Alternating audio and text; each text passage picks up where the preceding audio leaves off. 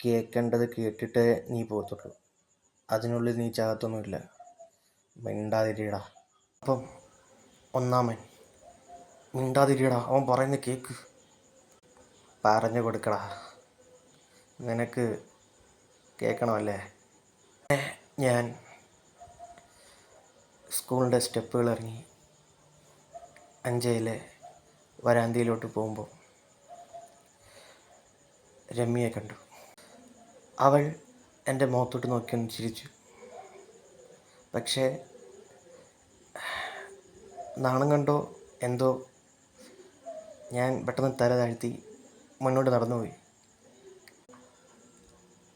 അവളുടെ കൂടെ ഒരു കൂട്ടുകാരി ഉണ്ടായിരുന്നു, അഹാന. അവളോട് അവൾ പറയുന്നത് കേട്ടു, ഇവൻ എൻ്റെ കൂടെ പഠിച്ച